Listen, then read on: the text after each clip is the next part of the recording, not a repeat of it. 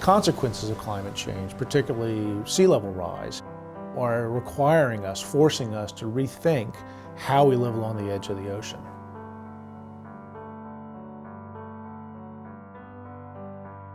We do know that sea level has risen as a consequence of climate change, and that the coastal flooding that was so devastating with Hurricane Sandy was made worse by climate change. The implications of sea level rise are profound, and we are already seeing that in the 21st century. The smallest amounts of sea level can have devastating effects. They can cause destructive erosion. They can contaminate our agricultural soils and our freshwater aquifers. They can devastate coastal habitats for our breeding, fish, birds, and other wildlife. They can cause problems to do with the magnitude of storm surges, increasing the height and the inland extent of that storm surge. And furthermore, it has profound effects on our infrastructure, our populations, and our economies.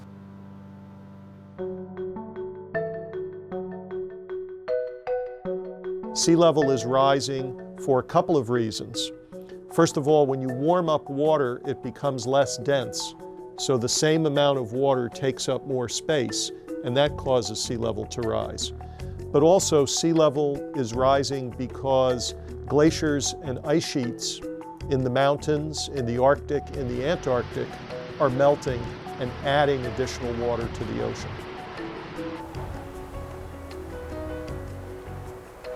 People who have houses at the shore know that the flooding is increasing. The flooding is increasing because of sea level rise. And just to give you a sense of that, in the 20th century, sea level rose about 1/2 foot. Today, sea level is rising at about 1 foot a century, but it's accelerating. So you can't just say by 2100 sea level will be 1 foot higher. No, it's accelerating. And it's accelerating because we're seeing faster melting of the large ice sheets in Greenland and West Antarctica. New Jersey is what some have called a hotspot for sea level rise because sea level is rising more rapidly in New Jersey than it is elsewhere. And that's because at the same time that the water level is going up, the land is sinking or subsiding. That's happening for a couple of reasons. Probably the biggest reason is a vestige of the Ice Age. The weight of the ice sheets to our north pushed the Earth's crust down and caused it to bulge up along the New Jersey coast.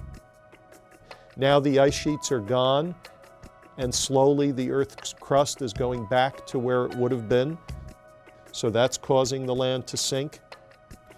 In addition, taking groundwater out of coastal regions for drinking water is causing the sediments to compact a little bit, and that's contributing to the sinking of the land also.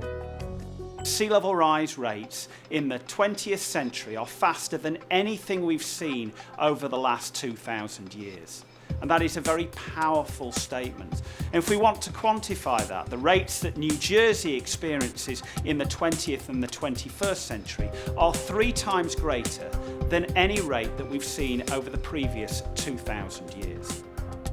You know, if we look at what's already happened since 2000, over the last 15 years or so, sea level has risen by about 2 inches on the global average and about 4 inches here in New Jersey. Over the next 15 years, we would project that it's likely that there will be another 3 to 4 inches globally and 3 to 8 inches here in New Jersey. But there's what we would call a tail risk. You know, we could be wrong. There's about a 1 in 200 chance that sea level could increase by more than 6 inches globally and by more than 1 foot along the Jersey shore over those 15 years.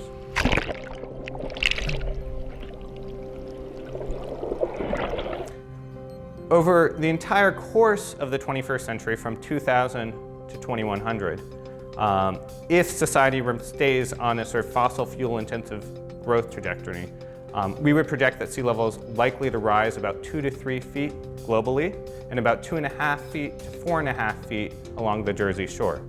But again, there's a tail risk. There's about a 1 in 200 chance that if we continue on this fossil fuel intensive trajectory, global mean sea level could increase by about 6 feet and sea level rise along the Jersey shore could exceed 7 feet. If we cut back on our fossil fuel emissions, we could reduce those numbers by about a foot. Flooding along the coastline presents one of the most present hazards about trying to live on the edge of the ocean. We all, unfortunately, want to live right up against the edge of the beach, right up against the edge of Barnegat Bay or Raritan Bay. And as climate change affects both the sea level rise, the intensity of storms, and the way the water moves around the coast, it's increased the hazards that are presented by flooding. So when we have big storms like the hurricanes, the superstorm Sandy, more water comes further inland, comes into contact with more houses and more people. But even on a day-to-day basis, we're seeing changes in the way that flooding patterns happen. So the largest impact we'll see in New Jersey from sea level rise is its effect on coastal storms. If you think about the amount of flooding caused by a storm, right, it starts at some base level, some average sea level. And if you raise that average sea level, you'll amplify the damage of the storm. During Superstorm Sandy, there were roughly 70 to 100,000 people who were exposed to flooding during the storm who wouldn't have been exposed had the sea level rise that occurred during the 20th century not happened. What are people going to do in the future, potentially having to leave those homes and leave places that feel comfortable to them? Those are really big challenges for a community to think about. Where are those residents going to go? How are they going to be displaced? What does that do to the fabric of a community, the tax base?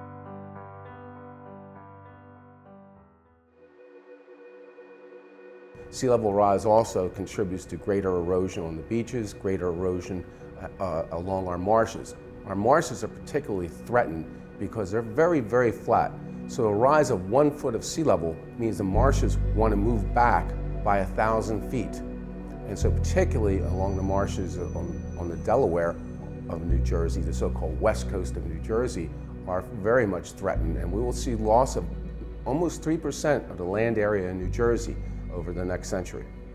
The beaches and the barrier islands in particular of the Jersey Shore are highly dynamic systems. That's their nature. Since the very beginning of time, these beaches have wanted to move around and not stay in one place. And in fact, that movement, the erosion of the sand from the beach off to the offshore is accelerated under sea level rise.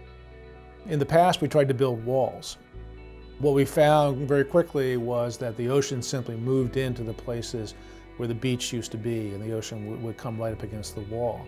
The response to that was a very costly process called beach nourishment, where the federal government comes in and pays hundreds of millions of dollars to pump sand back on the beach from the offshore.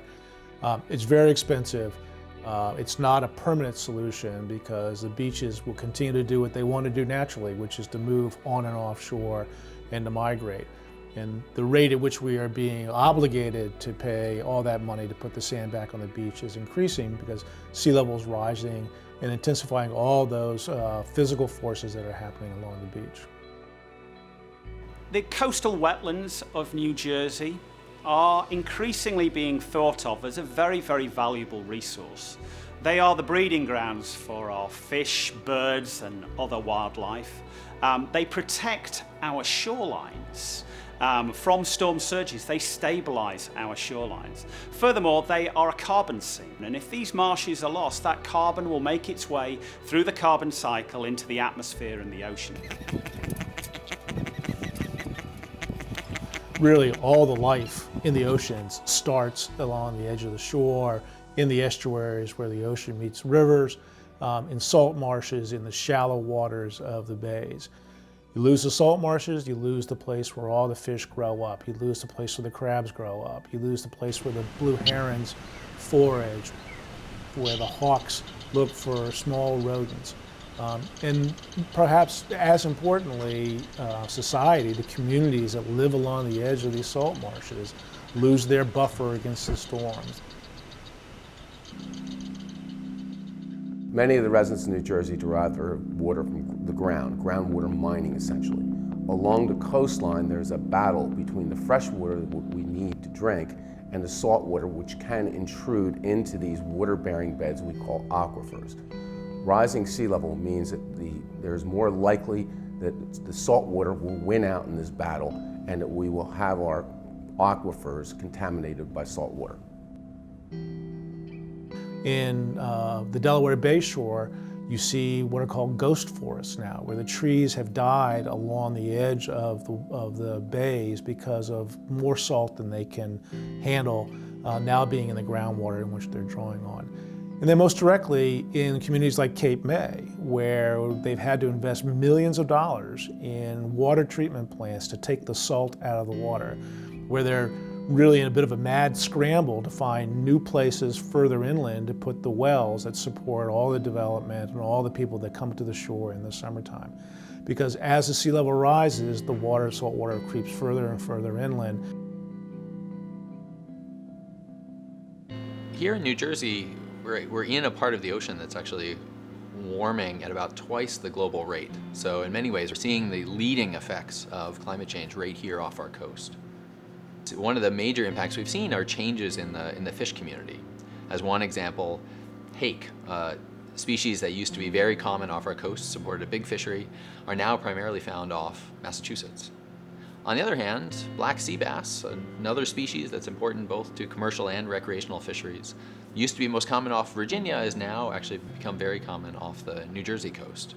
So we've seen large turnover in the kinds of species that are available to fishers who go off our coast. Ocean life, and life on land for that matter, has all evolved over the years to live within the context of very specific environmental conditions. They want the acidity of the water to be a certain way. They want the temperature of the water to be a certain way. They want to be a certain mix of fresh water and salt water so that the salinity is at a certain level.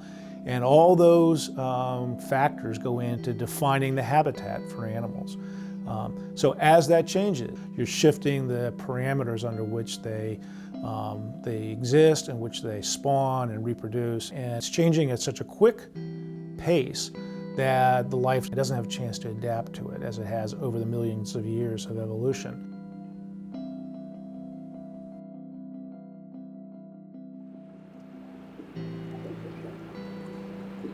Climate change and sea level rise are a big problem for our coastal ecosystems in the Delaware Bay. We have a lot of shellfish resources that are important to the local communities. There's a lot of shellfish fishing and aquaculture that goes on. And shell fisheries and shellfish themselves are very susceptible to climate change. They're kind of the canary in the coal mine. As human activity puts more carbon dioxide in the atmosphere, we hear a lot about global warming and increases in temperature as one of the major impacts. But there's this other CO2 problem that we don't talk about as much, and that's ocean acidification, where carbon dioxide actually absorbs into seawater. That creates actually an acid, which lowers the pH of seawater and makes it much harder for many forms of marine life to survive and grow. Over the past couple hundred years since industrialization, the average pH of the ocean has gone down by about 0.1 pH units. That doesn't sound like much, but if you look at it in terms of hydrogen ions, that's how pH is measured. That's a 25% change. So that's a massive change. And we're looking at probably an even bigger change over the next decade, 50 years. As seawater becomes more acidic, it's much harder for corals and clams and mussels and oysters as well to create the shells that they use for protection. And so we actually see shells for many of these animals becoming much thinner and lighter as the pH goes down. In general, the scientific projections in terms of climate change and specifically ocean acidification are that the ocean will continue to get less and less alkaline. In terms of shellfish and their need to make shell, that's a big problem because as it gets more and more alkaline, shell dissolves. So they won't be able to make their shell. This is really fundamental change. We're not talking about one place being polluted or one place being changed. We're talking about the systems on which the planet and the ocean operate. And that's a consequence that we don't really understand, but we're seeing the impacts immediately. So not only is there a consequence to the natural life and the natural ecosystems, but there's a ripple effect onto the communities which depend upon them. And these are effects that in many ways we are not coming to terms with, understanding that they're happening, and really trying to find out answers, one, to stop or mitigate those negative impacts, but in the short term, learning how to adapt and live with them.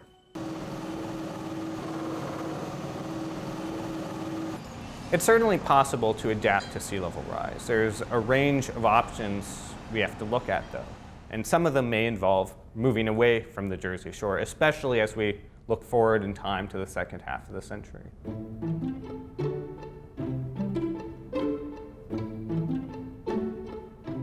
In the shorter term, one of the basic things we can do is elevate coastal structures, including our homes. It's likely that there will be, over the next 35 years, up to about 1.5 feet, but there could be as much as 2 feet of additional sea level rise along the Jersey Shore. If you want to add in margins for wave damage, you might even want to raise your home more than the expected sea level rise. But as we know, living at the shore, we're living in harm's way, and there will be more storms, more flooding, and more of a pain in the neck to keep your shore house. There are places that are going to become so hazardous that it really is not very wise to try to stay there. And in those places, we should think about relocating. There's a often pejorative characterization of it as retreat. It's really strategic readjustment, because climate change is happening. It is happening now. We are not going to change those stressors in the short term.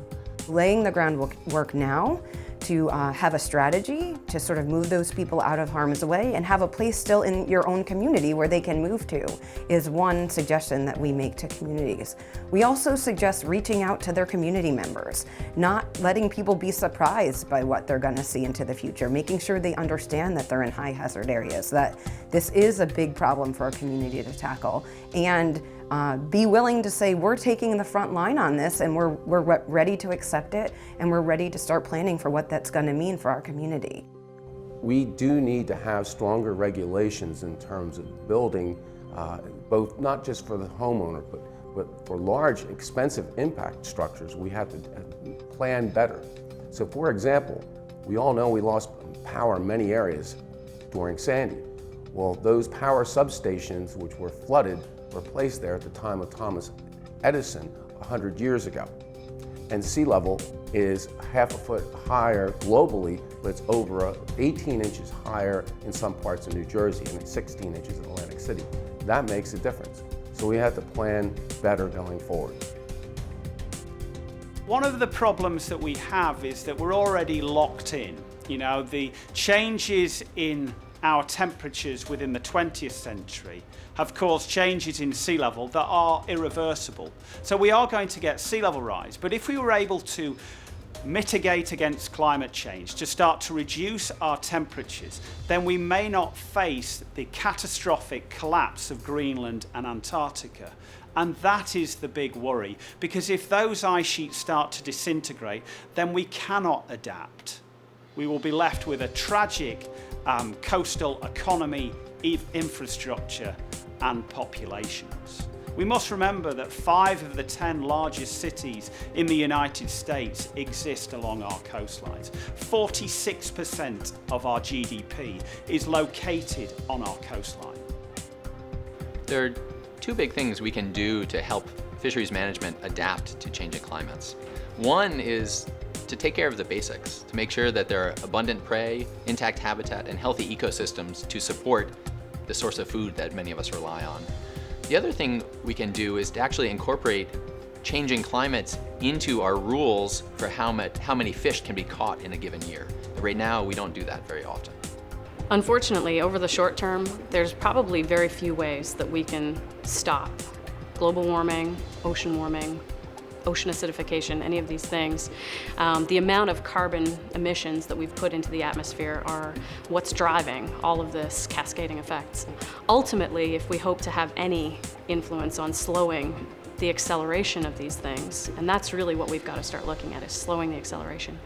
If we can do that, we'll do it through decreased carbon emissions. We need to stop putting carbon into the atmosphere.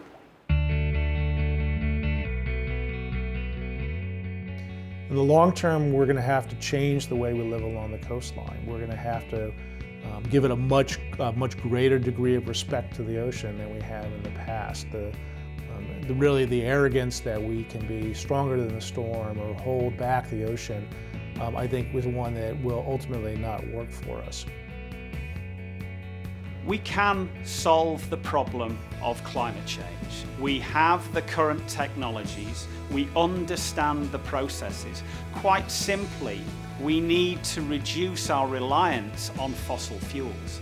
If we do that, we reduce the amount of carbon dioxide in our atmosphere and we start to stabilize our climate. We are going to need to be much more serious and much more engaged around this issue than we are today. If we're going to solve it, address it, learn to adapt, learn to live with it in a way that minimizes the risks that we put people in, put property in, and in particular the risk that we put wildlife and the environmental quality of the ocean at by our failure to respond. There's a lot of questions that we just don't know how these things are going to play out. We don't understand how the things that have been set in motion will cause ripple effects and changes and accelerations, etc. And so that uncertainty makes me feel a little uneasy. I am hopeful about our ability to address climate change going forward. I don't think it's easy, but I think we have a chance if we actually put our minds to it. I believe we've made great strides in the past 2 years post-Sandy in having communities really begin to own and understand what risks and vulnerabilities are here at the Jersey Shore. So I'm really optimistic that although we may not be in the perfect place yet, that the conversations are starting and the building blocks for adaptation and for increased resilience are being put in place. They are going to have to stay resilient and be ready for what comes in the future.